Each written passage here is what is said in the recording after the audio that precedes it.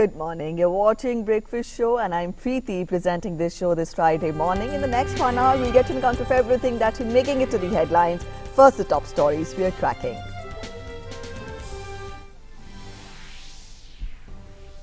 Deadlock continues in Maharashtra over government formation.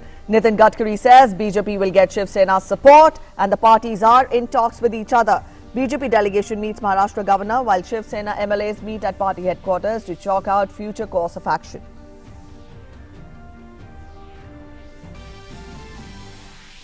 Met Department warns of light to moderate rainfall and strong winds in West Bengal Odisha coasts today due to impact of severe cyclonic storm Bulbul.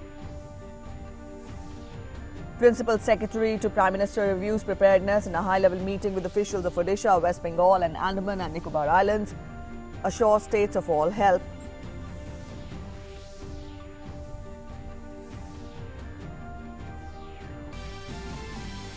In international news, French President Emmanuel Macron says intergovernmental military alliance NATO is dying, cites lack of strategic coordination between European allies, United States and Turkey.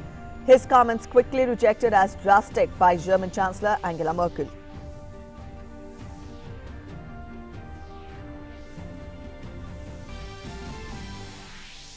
And in sports, India beat Bangladesh by 8 wickets and levelled the 3-match series 1 each in the second T20 international match at Rajkot. Rohit Sharma hits blazing 85 runs. Final T20 and the series decider in Nagpur on Sunday.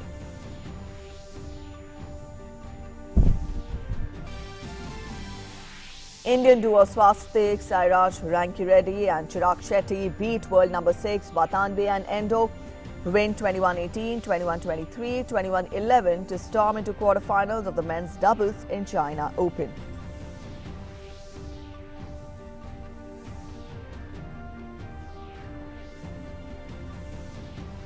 All right, those were the top stories. Up next, we'll get you the big story. Uncertainty continues in Maharashtra over government formation.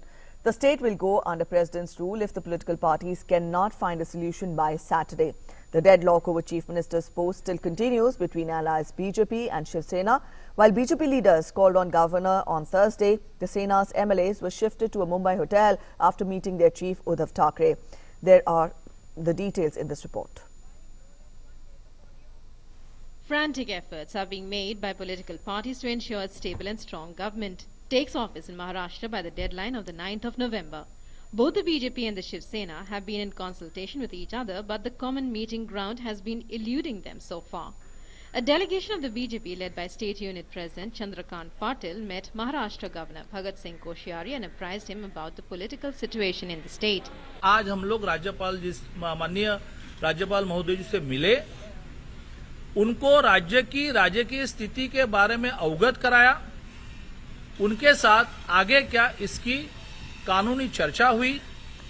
उस चर्चा के आधार पर Bharatiya Janata party का शीर्ष नेतृत्व अब आगे क्या करना है इसकी रणनीति तय करेगा। Meanwhile, Shiv Sena accused the BJP of delaying the process of government formation in Maharashtra and creating a situation for the imposition of President's rule. The Sena does not seem to be in the mood to step back from its stand. It has reiterated its demand for sharing the Chief Minister's post, with Sena leaders saying that the state's Chief Minister will be from their party only. On the other hand, the BJP has reiterated that the Chief Minister will be from the largest party in the state. Mahayuti को अगर mandate मिला है तो mandate सिर्फ महायुति को नहीं मिला है। महायुति शिवसेना भारतीय जनता पार्टी की गठबंधन जब हो रहा था और जो बातें तय हुई थी और जनता के सामने आई थी, उस बातों को भी मैंडेट मिला है। हमारी इच्छा महायुति की सरकार बैठे ऐसी ही है। हमारा कोशिश जो है महायुति की सरकार के बारे में है, अभी कोई कोशिश हमारी दूसरी पार्टी की ओर से नहीं है। After Shiv Sena Chief Uddhav Thackeray chaired a meeting of the Sena MLAs at his residence in Mumbai, all the Sena legislators were shifted to Rangsharda Hotel in suburban Bandra. Union Minister Nitin Gadkari has said that a decision will soon be taken on government formation in the state, and since the BJP won more number of seats than the Sena, the Chief Minister will be from his party. हमारे नेता के रूप में देवेंद्र जी का चयन हुआ है और उनके ही नेतृत्व में महाराष्ट्र में सरकार बननी चाहिए, क्योंकि भारतीय जनता पार्टी की 105 सीटें हैं और इसलिए स्वाभाविक रूप से जिनकी ज़्यादा विधानसभा सीटें जिन्होंने जीती है अलायंस में, उन्हीं का मुख्यमंत्री होता है। The BJP and Shiv Sena are locked in a tussle over the issue of the Chief Minister's post, resulting in a stalemate in government formation despite results of the October 24th Assembly polls giving the alliance a combined seat strength of 161, way past the 145 majority mark in the 288-member House. In the polls, the BJP won 105 seats, the Shiv Sena 56, NCP 54 and the Congress 44 seats. With Mumbai Bureau, DD India. All right, Shishir Shelar is joining us from Mumbai to get us more on that. Shishir, the deadline would be Saturday and the tenure of the government has to end. Only 2 days left, but the fluid-like situation in Maharashtra still continues. What are you picking up from the ground there? Well, absolutely. Here, deadlock still continues in Maharashtra over the government formation here, and both the parties, the Shiv Sena and the BJP, is not ready to compromise over the post of Chief Minister. Yesterday, we have seen here that a lot of things happened in Maharashtra, especially in Mumbai, where Shiv Sena had a meeting with the MLAs, and then they were shifted to the Rangsharda Hotel. Obviously, the Shiv Sena said that they're probably in fear that probably BJP will try to take some of the MLAs also into their favor, and that's the reason all the MLAs have been shifted to the Rangsharda. That's what the Shiv Sena is saying. On the other hand, the Shiv Sena leaders also met the governor yesterday afternoon, and also said that, briefed him about the current situation in Maharashtra. They've said that it's taking, more time than normal to form a government, and that's what the entire, political situation in the, in the Maharashtra at this point in time is not stable.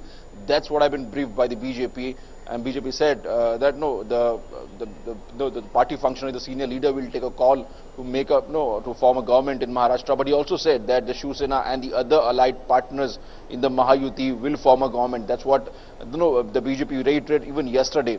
I've also tried to some of the, to speak to some of the BJP leaders also, and they've said that probably now, probably we'll see that end of the 13th Vidhan Sabha session in Maharashtra.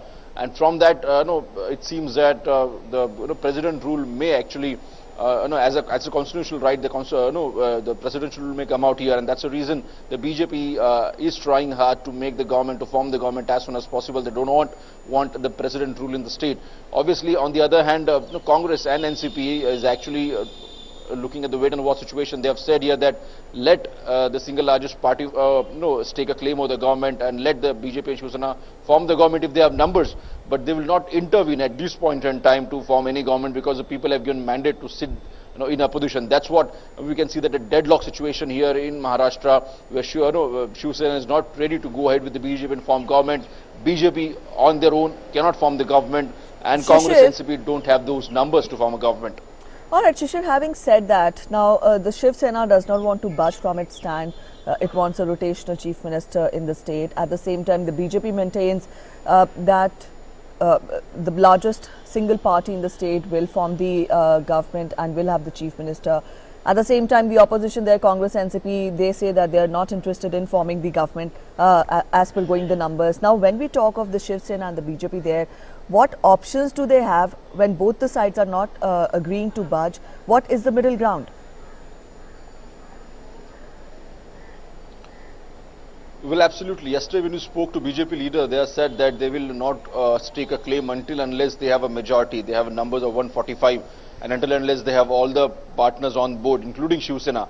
Till then, they will not stake a claim. That's what the BJP had said here. But on the other hand, Shiv Sena is not ready to, to compromise on their demands, and that's the reason the entire situation stuck here. Now, from where it goes, basically, because just few hours left now here.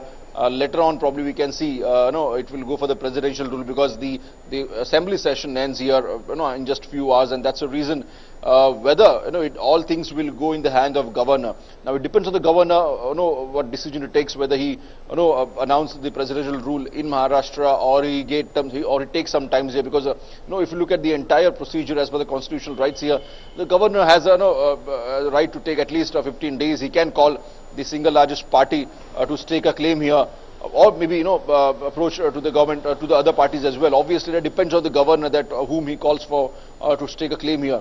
But will BJP go for the governors and will stake a claim or not? That's a big question, because that's what the BJP is saying, that at this point in time they don't have any intention to go for a presidential rule also, and they will not go for they will not go to stake a claim also until unless they get 145 seats. All right, Shishir, thank you so much for joining us with those details. We'll come back to you again during the day for the updates. And with Cyclone Bulbul over the Bay of Bengal set to intensify into a very severe cyclonic storm, triggering heavy rainfall in parts of Odisha and West Bengal, the two states are bracing for the situation. The weatherman said that the system is likely to move initially north-northwestwards and then nearly northwards till 9th of November. It will then recurve northeastwards towards Bangladesh and adjoining West Bengal, skirting Odisha, and cause heavy to very heavy rains in the coastal districts of North Odisha and West Bengal for 3 days from November 8th. The governments of the two states are taking measures to ensure the damage from the storm is contained, even as the centre assured them of all assistance.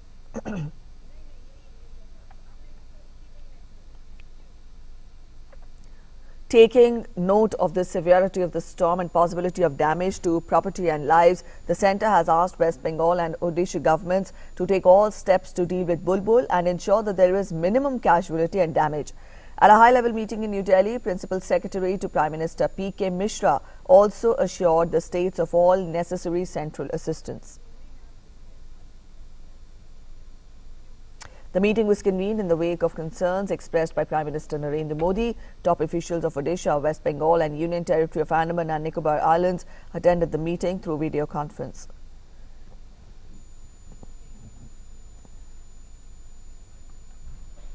Meanwhile, West Bengal government has announced a high alert in the coastal areas of the state. The district administrations and the Indian Coast Guard have directed fishermen not to venture into deep sea. Odisha and Bengal are likely to receive light to heavy rainfall from November 9th, which would continue for the next couple of days.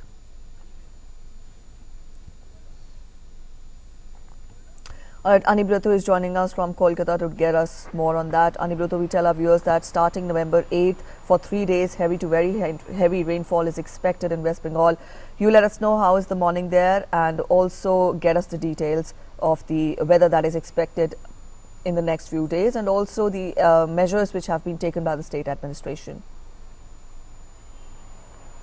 Yeah, Preeti, situation is largely changing, rather deteriorating rather, in the sense because sky in the Digha and in the East Midnapur district wearing a gloomy look and getting darkened with every passing hour.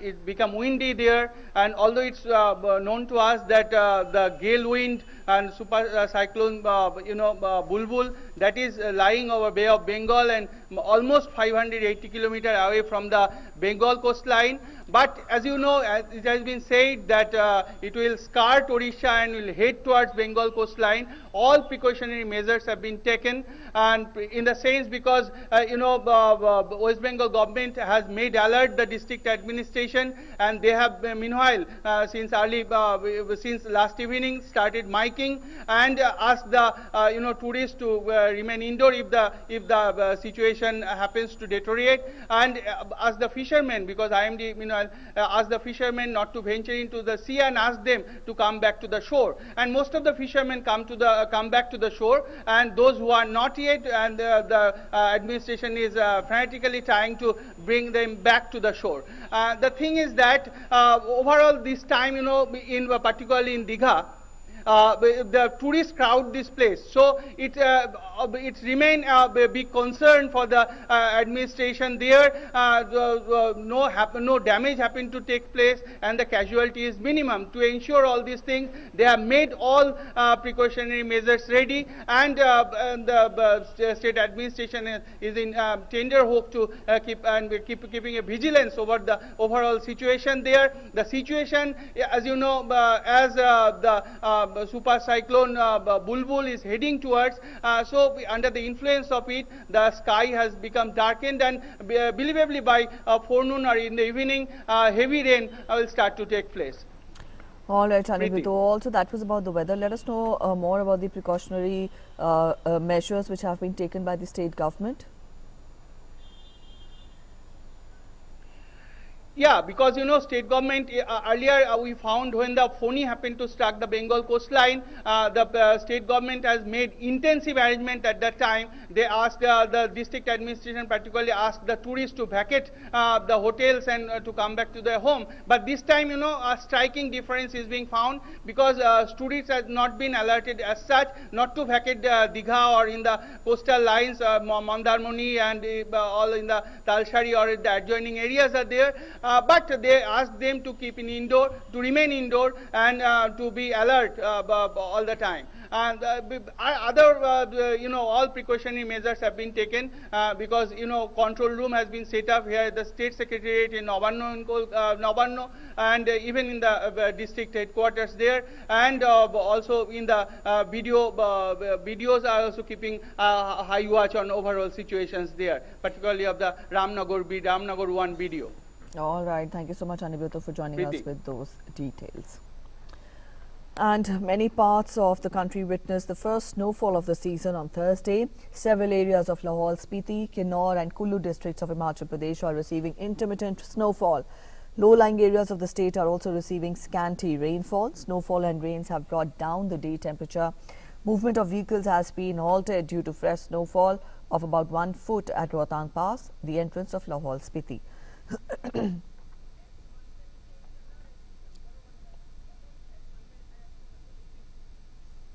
Meanwhile, in the Union Territory of Jammu and Kashmir, the heavy snowfall across Kashmir region forced the authorities to close down national highways connecting Srinagar with Jammu and Ladakh regions, besides main road connecting South Kashmir's Shopian with Rajouri region in Jammu for vehicular traffic. Srinagar witnessed the first snowfall of the season on Thursday, whereas the higher reaches of Kashmir, including Gulmarg and Sonmarg tourist resorts, received the first snowfall of the season on Wednesday, plummeting the mercury by more than 10 degrees. High altitude areas of Pir Panjal, including Pir Ki Gali in border district of Poonch in Jammu division, is also receiving season's first snowfall since Wednesday evening. The first snowfall has forced traffic authorities to close the Mughal road connecting twin border districts of Rajouri and Poonch in Jammu region with Shopian district in Kashmir Valley for vehicular traffic. Higher reaches of Uttarakhand, including Badrinath, Yamunotri and Gangotri, also received snowfall on Thursday. Light rains in the lower areas caused the temperatures to drop at most places in the hill state.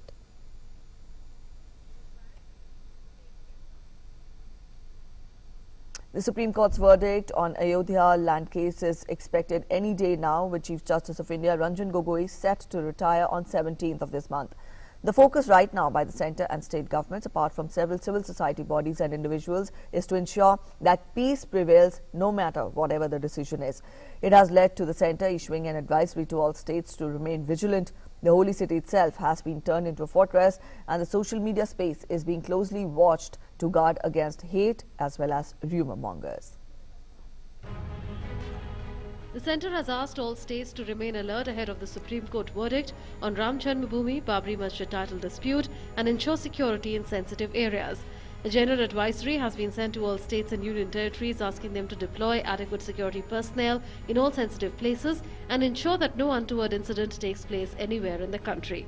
The Ministry of Home Affairs has also dispatched around 4,000 paramilitary personnel for security deployment in UP, particularly in Ayodhya.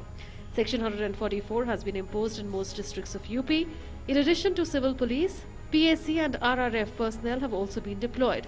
The ATS too is keeping a watch, as are all intelligence agencies. Entry into Ayodhya is being heavily monitored with checkpoints and barriers. हमारी जो कोशिश रहेगी वो यही है कि normal सारा atmosphere रहे और सभी लोग अपना जीवन यापन करें, उसमें जो इंडस्ट्री स्कूल खुल रहे हैं, अस्पताल हैं, सभी चीज़ें रहेंगी। हमारा फोकस विजिबल पुलिसिंग पे है कि जो पुलिसिंग है वो मोबाइल रहेगी, विजिबल रहेगी और लोगों के अंदर में सुरक्षा का होता है। Meanwhile, Ayodhya itself is quiet even as Kartik Purnima celebrations are set to commence amidst tight security. Like every year, pilgrims and devotees were seen thronging Parikrama Marg. Awadh क्षेत्र हमारे इलाके से सब लोग आते हैं परिक्रमा करने प्रभु श्री राम का आशीर्वाद है। जो भी इस परिक्रमा में आते हैं भगवान उनकी मनोकामना पूरी करते हैं। परिक्रमा करने से पूर्ण प्राप्त होता है, जो मनोकामनाएं रहती हैं सबकी पूरी होती हैं, इसीलिए सभी लोग परिक्रमा करने के लिए आते हैं और अपनी मनोकामनाओं को भगवान जी के सामने रखते हैं और उनकी मनोकामना जरूर पूरी होती है। District authorities across UP have warned against heeding false social media messages and forwarding inflammatory texts. Social media पे कोई रिस्ट्रिक्शन नहीं लगाए गए हैं, बट सोशल मीडिया पे हम लोग नज़र रख रहे हैं। हमारी टीम्स हैं जो सोशल मीडिया पे नज़र रख रही हैं और सोशल मीडिया पे यदि कोई भी गलत कुछ भी प्रसारित होगा तो उसके विरुद्ध जरूर हम लोग सुसंगत नियमों के तहत कार्रवाई करेंगे। Meanwhile, members of civil society too have appealed for a spirit of calm to be maintained. सभी जितने भी देशवासी, सभी का एक परम कर्तव्य धर्म है कि हम सब मिलजुल कर रहें और इस माननीय उच्चतम न्यायालय के फैसले का हम सभी स्वागत करें। फैसला जो भी कोर्ट करेगा उसको आप लोग मानिए। कोई ऐसा काम ना करें कि जिससे देश दुनिया में कोई बदनामी हो। It is expected that the Supreme Court will pronounce its verdict in the extremely sensitive Ayodhya issue before the 17th of November when the CJI Ranjan Gogoi retires. With inputs from Lucknow Bureau, DD India.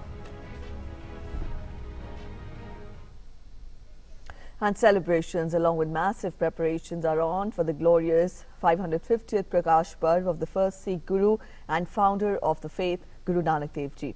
Saturday will see Prime Minister Narendra Modi inaugurate the Kartarpur corridor, which will take pilgrims from India across the border to Pakistan to one of their most sacred shrines. Let's get you an overview of all that is happening now in a build-up to the landmark event.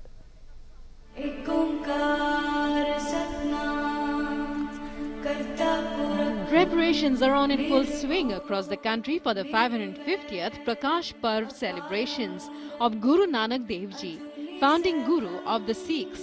In New Delhi on Thursday, Union HRD Minister Ramesh Pokhriyal Nishank and Food Processing Industries Minister Harsimrat Kaur Badal launched National Book Trust's 3 books on the founder of Sikhism, Shri Guru Nanak Dev. The books, namely Guru Nanak Bani, Nanak Bani and Sakhya Guru Nanak Dev, were launched to spread the message of Guru Nanak Dev Ji's writings among readers of India. इस पंजाब में गुरु नानक देव जी के नाम से वहां पर एक पीठ स्थापित करेंगे जिसमें अंतः पंथ केंद्र सर्वधर्म संभाव का है और 439 करोड़ की लागत से ये बनेगा। ये वर्ष हमारे लिए पूरी दुनिया के लिए भी एक प्रकाश का उत्सव रहेगा। हम कोशिश करेंगे कि गुरु जी की वाणी को भारतीय भाषाओं पे अंतिम छोर तक पहुंचा सके, ये हमारी कोशिश होगी। गुरु नानक देव जी की इस वाणी को देश की अलग भाषाओं में ट्रांसलेट करने का जो बड़ा फैसला प्रधानमंत्री जी ने लिया और आपके द्वारा ये आज 5 भाषाओं में ये शुरुआत है, 5-6 भाषाओं के साथ, लेकिन देश की अन्य भाषाओं में ये जो 4 पुस्तकें रिलीज हुई हैं उनको हर भाषा में ट्रांसलेट किया जाएगा। Celebrations were also held in the historic Sultanpur Lodi, where the railway station was beautifully decorated and spruced up. On Thursday, Union Minister Badal inaugurated a new platform and flagged off a new train as well. मेरे ख्याल नाल पूरे पंजाब च सब तो सोना railway station नहीं था, पूरे नॉर्थ इंडिया च होगा, शायद पूरी दुनिया च इकलौता स्टेशन होगा जिथे लाइट एंड साउंड शो भी हो रहा होगा। The holy city of Sultanpur Lodi is all decked up to welcome the pilgrims who are coming here to take part in the celebrations of the 550th anniversary of Guru Nanak Dev Ji. And state government has made 36 roads approaching the city. The railways has started many special new trains so that the pilgrims can come here. The government says they are expecting around 60 lakh pilgrims to come and visit the holy city during these celebrations. Guru Nanak Dev Ji is believed to have spent 15 years of his life in Sultanpur Lodi of Kapurthala district in Punjab, and it is here that he is said to have attained enlightenment. Prime Minister Modi will be here on Saturday to mark the 550th birth anniversary celebrations of the Guru, which is being marked in a grand way by the inauguration of the Kartarpur corridor to enable pilgrims from India to visit the sacred shrine in Pakistan. Prime Minister Modi will inaugurate the corridor on the 9th of November and also see off a 550-member strong group of pilgrims on the occasion. 2 days ahead of the inauguration of the corridor, India on Thursday said conflicting reports are coming from Pakistan on whether Indian pilgrims will require a passport to visit the Darbar Sahib shrine using the new facility. Pakistan की तरफ से जो reports आ रहे हैं काफ़ी conflicting हैं। कभी वो बता रहे हैं कि चाहिए, कभी बता रहे हैं नहीं चाहिए। फॉरेन ऑफिस और दूसरे एजेंसीज के बीच में भी हमें लग रहा है कि काफ़ी डिफरेंस है। फिलहाल अभी जो सिचुएशन है वो ये है कि हमारे पास एक डॉक्यूमेंट है, एक एमओयू है। उस एमओयू को अभी बदला नहीं गया है और एमओयू यूनिलैटरली बदला भी नहीं जा सकता है। तो फिलहाल स्थिति यह है कि उस एमओयू में लिखा गया है कि पासपोर्ट की रिक्वायरमेंट है। India has expressed the hope that Pakistan will accept the list of pilgrims to be part of the first group, something Pakistan was expected to do nearly 4 days ago. Guru Nanak Dev Ji's 550th anniversary falls on the 12th of November, and the Kartarpur corridor will be declared open on the 9th of November. With Amritpal Singh, DD India.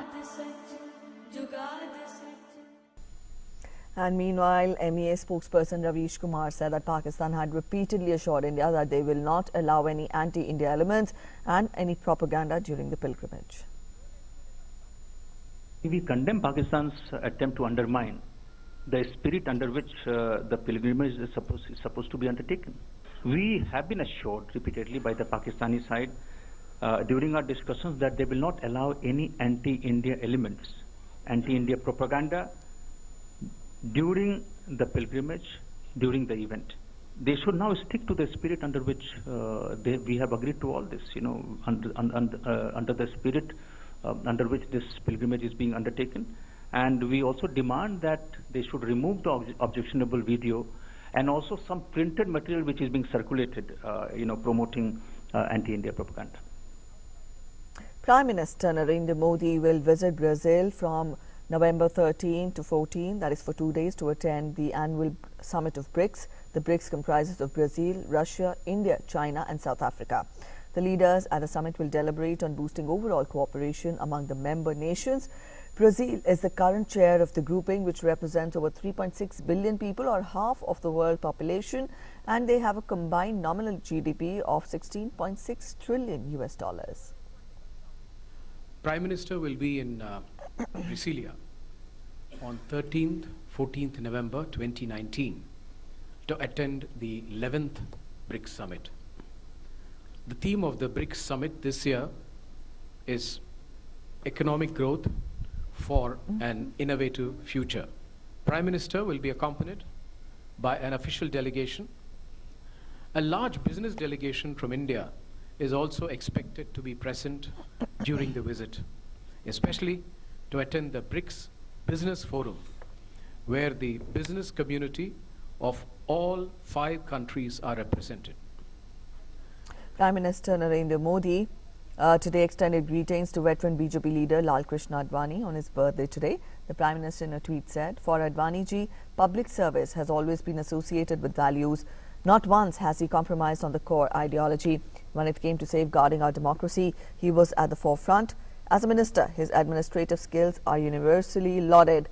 He further tweeted, "Shri L.K. Advani ji toiled for decades to give shape and strength to the BJP for India. If over the years our party has emerged as a dominant pole of Indian politics, it is because of leaders like Advani ji and selfless karyakartas he groomed for decades." The Government of India is supporting reconstruction of 50,000 houses damaged in 2015 devastating earthquake in Gorkha and Nuwakot districts of Nepal. In just 1.5 years, reconstruction of over 90% houses has been completed. The main focus of the project is on vulnerable households. Our Nepal correspondent Rajkumar has filed this exclusive report from Gorkha. Hello sir, namaskar. Bishnumaya Achami ho. 66 years old Bishnumaya Achami lives in Gorkha district of Nepal. She lives alone and makes her daily life by begging. Bishnumaya had lost her house during 2015 devastating earthquake. After that, her life became miserable and sad. I was not sure whether my house would be reconstructed or not, so asked for help. I am sad. There is nothing to eat, so I have to beg. I don't want son and daughter-in-laws earning. That's why I beg. What to do? How can I survive without food? Her house was rebuilt under Government of India supported Nepal Housing Reconstruction Project. Vishnu Maya shifted to her new house in April this year and now she is very happy. The support given by Government of India is helping a lot. Thousands of needy people like Vishnu Maya, 78 years old. Mangal Prasad Sarki's house in Palungtar municipality has also been reconstructed with Government of India's financial assistance. His son-in-law said the scheme is very helpful for poor and weaker sections. कर्ज नयाँ भएका त यसका त गरिब जनतालाई त बहुत फाइदा भएको छ। गरिब परिवार त बुढासित बुढा भएछ त यसका त बहुत भारत सरकारले बहुत नेपाल सरकारको गरिब जनतासित बहुत फाइदा दिया। Reconstruction of Renuka Khadka's house in Gorkha municipality has been completed. Her entire family, including daughter Shishti, is very excited to shift in the new house. मेरा घर नया है, मेरा घर मजबूत भी है, हमारा घर सुरक्षित है, मैं इस घर में रहने के लिए बहुत खुश हूँ। Thank you for the Government of India for supporting us. Her housewarming ceremony was held recently. Ambassador of India to Nepal, Manjeev Singh Puri, also attended the ceremony. ये जो हमारी दोस्ती है, ये जो हमारी भागीदारी है, इसका ये मतलब है कि जब आपको कुछ नीड हो, अगर हम कर सकते हैं तो हम जरूर उसके लिए रहें। मुझे खुशी है कि हम लोग इसको आगे ले जा सके। आपने घर बनाया अपनी कोशिश से, हमारी भागीदारी से, बहुत अच्छा है, लेकिन साथ साथ आपने एक ऐसा जोड़ भी हमारे साथ लगाया कि आपकी बेटी ने हिंदी सीखी है, आपने सीरियल्स देखने शुरू किए। On this occasion, Executive Committee member of Nepal's National Reconstruction Authority, Dhruv Prasad Sharma, expressed gratitude towards Government of India. A successful story has been taken place in Nuwakot and Gorkha district under this support provision you are undertaking, especially the technical support provided by the UNDP. Very marvelous and excellent and important. Thank to Indian government and the people of India also. I thank you from the side of the NRA. I thank you, Excellency Ambassador. In March last year, reconstruction of around 27,000 houses with the Government of India's support was started in Gorkha district. So far, over 24,000 houses have been rebuilt. Earthquake resilient and sturdy houses have brought happiness to thousands of families and helping affected people to come out from the trauma of 2015's devastating tragedy. For Prasar Bharati, Rajkumar from Gorkha, Nepal. In international news, German Chancellor Angela Merkel has rejected French President Emmanuel Macron's view that NATO was experiencing brain death, saying that there was no need for such sweeping judgments. Merkel, speaking in Berlin alongside visiting NATO Secretary General Jens Stoltenberg, said that Macron used drastic words. That is not my view of cooperation in NATO. She acknowledged that there were problems, but said that she did not think such sweeping judgments are necessary.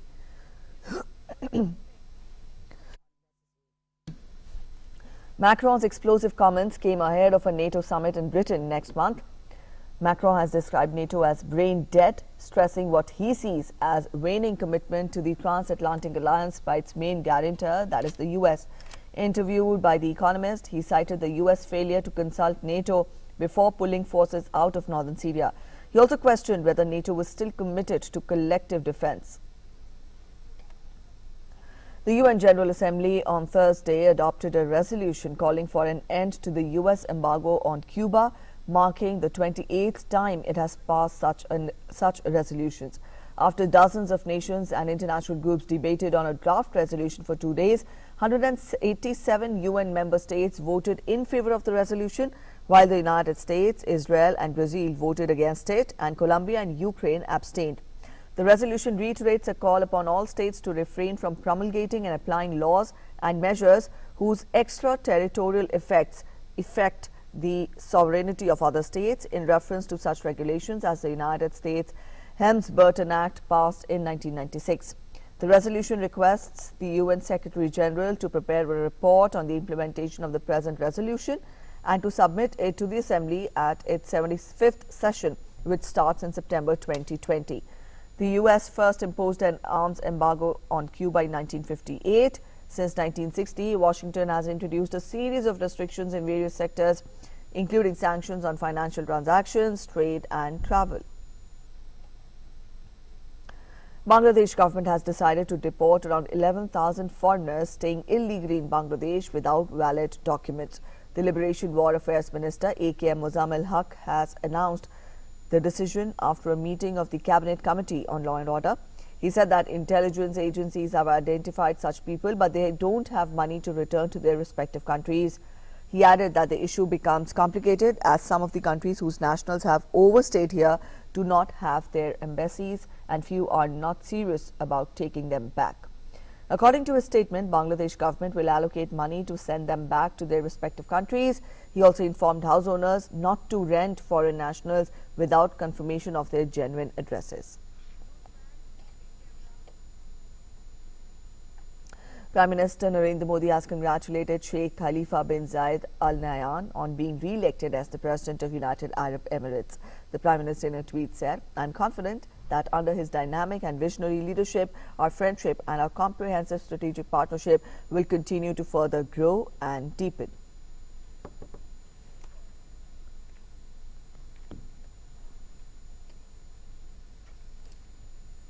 Up next, we'll get to you updates from the world of business. My colleague Angela is joining us with Finance World.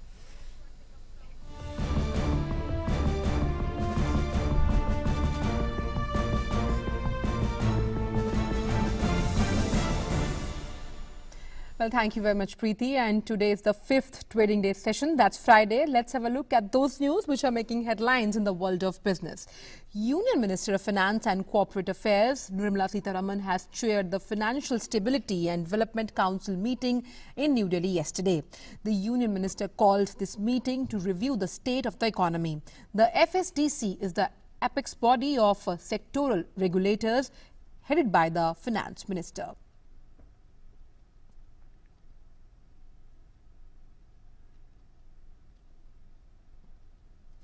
Reserve Bank Governor Shaktikanta Das said it is closely monitoring the situation at scam-hit PMC Bank and a forensic audit is underway.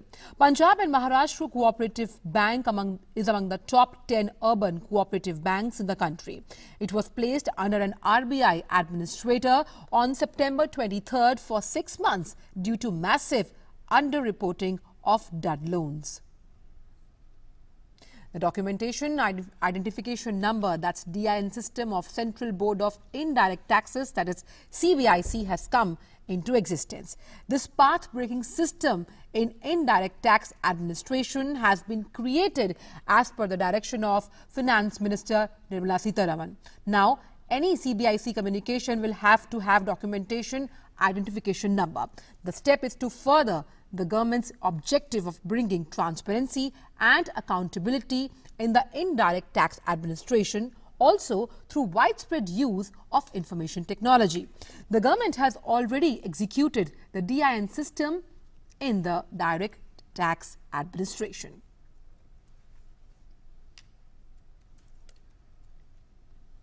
And that's all we have in this edition of Finance World. Back to Preeti for more other news updates. All right, thank you, Anshul, for joining in. Up next, we'll get you updates from the world of sports. In cricket, India beat Bangladesh by 8 wickets and leveled the 3-match series, 1 each in the second T20 international match being played at Rajkot. Chasing a moderate 154-run target, Rohit went all guns blazing as he took all the Bangladeshi bowlers to the cleaners.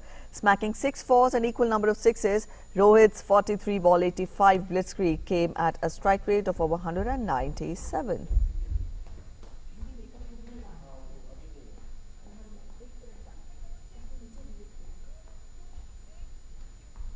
Earlier, Bangladesh scored 153 runs for 6 in the stipulated 20 overs. The final T20 and the series decider will be played on Sunday in Nagpur.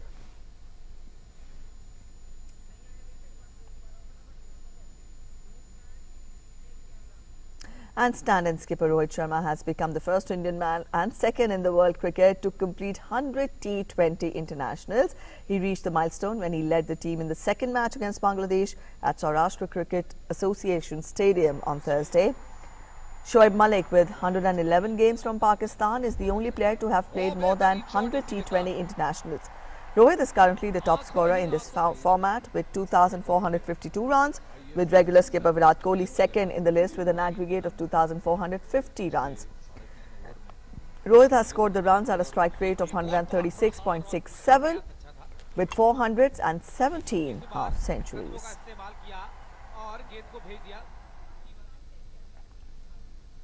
And in badminton, Indian duos of Satvik Sairaj and Chirag Shetty beat world number 6 Hiroyuki Endo and Yuta Watanabe at 21-18, 21-23 and 21-11 to storm into the quarterfinals of the men's doubles in China Open. Its second win on trot for Indian pair against the Japanese duo.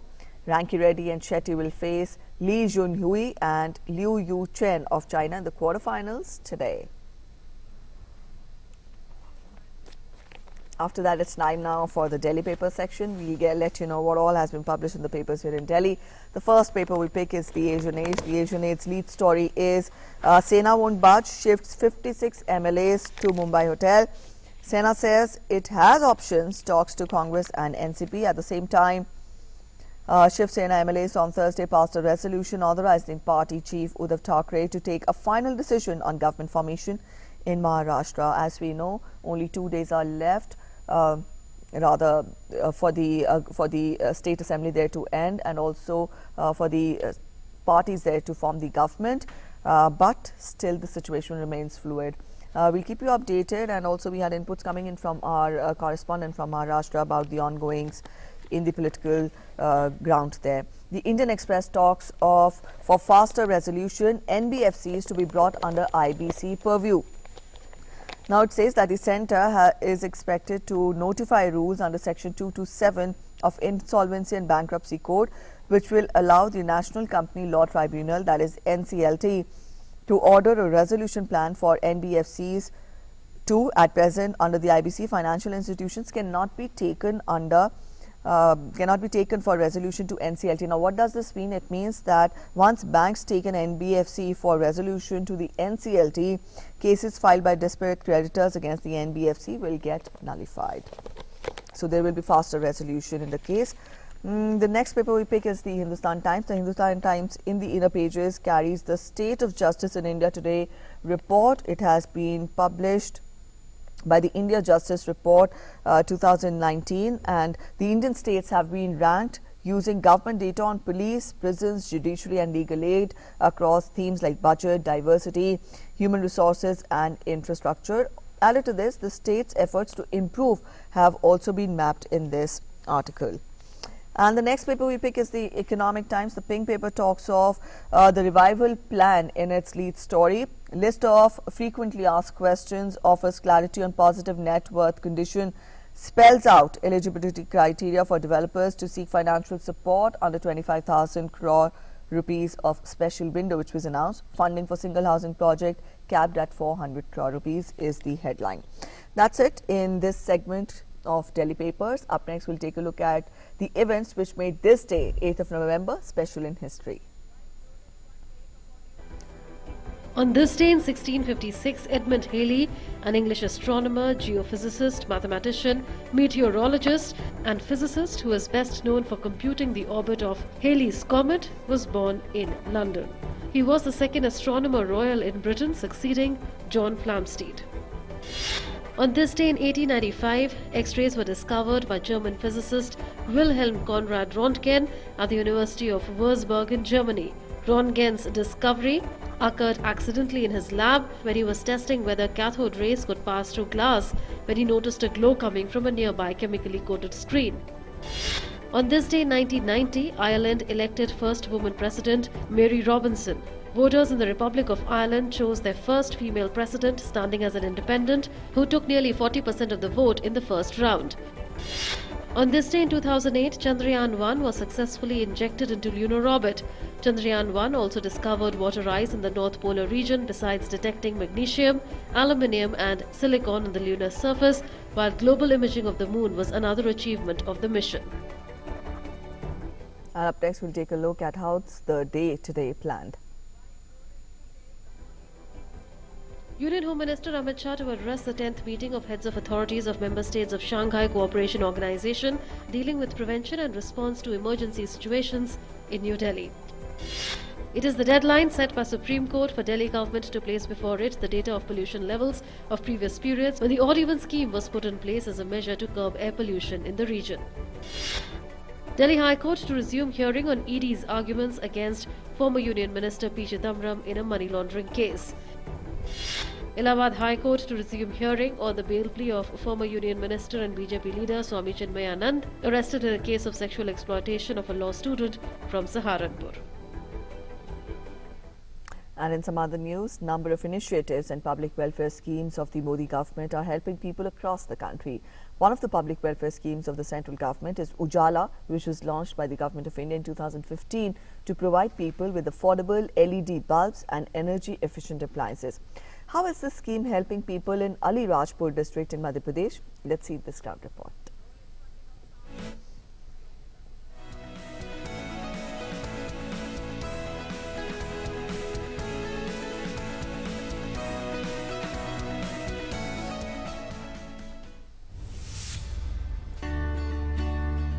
The Ujala scheme of the Modi government was launched with the objective to promote efficient lighting, enhance awareness on using efficient equipment that will reduce electricity bills and preserve the environment. In Ali Rajpur district of Madhya Pradesh, under the scheme, more than 1 lakh families have received LED bulbs. There was a time when these poor families were not able to afford the high electricity bills. But thanks to the Ujala scheme, it has brought light in their lives as well as in their homes. One of the beneficiaries under the scheme says that earlier she was forced to work in the dark, but now things have changed.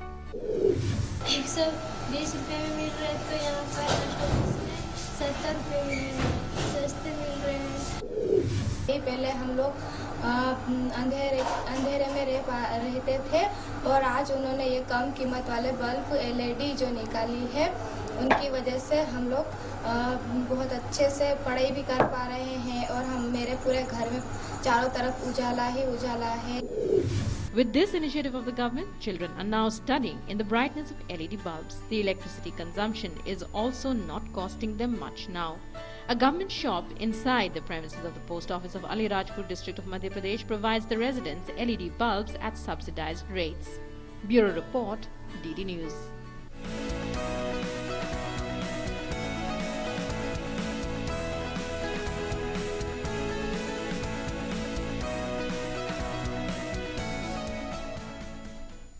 Preventing kidney stones is the topic of our health segment today. Our correspondent Kiran Bhardwaj spoke to Dr. Amlesh Seth, Professor and Head of Urology Department of AIIMS, on the causes and the prevention of kidney stone. Kidney stones are quite common in the Indian population. What are the causes and what can be done to prevent the problem? To talk about this, we have with us Dr. Amlesh Seth. How common is the problem of kidney stones? The northern part where we are living, this is called the stone belt. Almost 1 in 10 persons would face the problem of having either passed a small stone or having had pain because of stone disease, or maybe a bigger stone causing significant damage to the kidney, or sometimes multiple stones, or sometimes bilateral stones leading to significant kidney damage. Dr. Seth, what can be done to reduce the risk of stone formation in the kidneys? We should target a urine output of between 1.5 to 2 liters in 24 hours. Generally, during winter months, this target is achieved, but during summer months, we do not increase our fluid intake to achieve that target. So whenever a person is at home for 24 hours or more, at least one time or sometime one should try to estimate the amount of urine that a person is passing, and if the urine output is less than 1.5 liters, then the person should increase the fluid intake to achieve this target. The diets that lead to increased calcium in the urine is excessive amount of milk and milk products, lots of nuts. The diets that increase the oxalate intake are berries, tomatoes, spinach, green leafy vegetables. So one should take these items in small amounts and as mixture of items. So if one is taking, say, palak with a little bit of curd, the calcium in curd and the oxalate in palak will get balanced out. Excess consumption of non-vegetarian diet, meat and meat products also increases the risk of stone disease, and even these things, they do have a good amount of protein, but they should also be consumed in small quantities. It is said that once a stone former is always a stone former. What can be done to reduce the risk? A person who has had one stone episode is definitely at a high risk of having another stone episode. The fluid intake in a stone former has to be higher than the fluid intake in the normal population. The amount of urine output that a stone former should target is between 2.5 to 3 liters. Thank you, Dr. Seth, for talking to us. Lifestyle modification and taking certain precautions can help to reduce the risk of kidney stones. But if you are having a kidney stone, do get it treated appropriately. Kiran Bhardwaj, DD News. In Mumbai, a community fridge has been set up by residents of Andheri, helping the underprivileged and the needy to have food daily. The residents and the hotels leave food in this fridge multiple times a day, and a watchman distributes among the needy. This type of 5 community fridge are set up at Lokhandwala, Versova, Oshiwara, DN Nagar and Meera Road in Mumbai. These fridge, the main aim of these fridge is to lessen the food wastage and make it available to the poor people who are hungry, people who live outside, or those who are without jobs and very poor who don't have food to eat, stand in queue and wait for the food to come.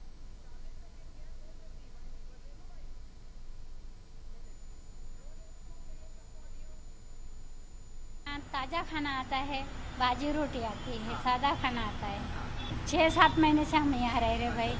आता है बारिश भी रहो, कुछ भी रहो, लाके देते हैं, हम खा लेते हैं और काम कर लेते हैं भाई। तो मैं अभी काम पे नहीं हूँ, तो थोड़ा यहीं से मैं खा ले रहा हूँ। साइकिल से लेके आते हैं, खाना रखते हैं, बाबू हैं, खाना बांट देते हैं। साइकिल वाला लेके आता है, हम लोग को खिलाता है, वो 3 बजे 3:30 बजे लेके आता था। जिसके घर में बच गया वो ला के इधर रख देते हैं, कुछ गरम भी डालते हैं, कुछ नाश्ता भी, समोसा चाय कुछ भी है, जो भी आता है लेके जाता है, कोई किसी को मना नहीं करता है घर।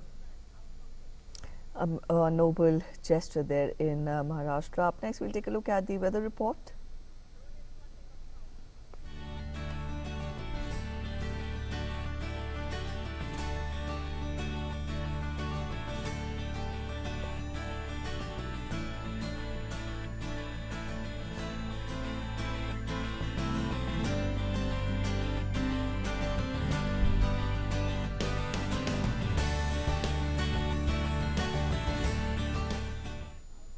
All right, before we wrap up this edition of Breakfast Show, we leave you with glimpses of exhibition displaying fine artworks by leading Asian artists at Hanoi with the participation of domestic and international artists. Take a look. Have a good weekend ahead. Bye-bye.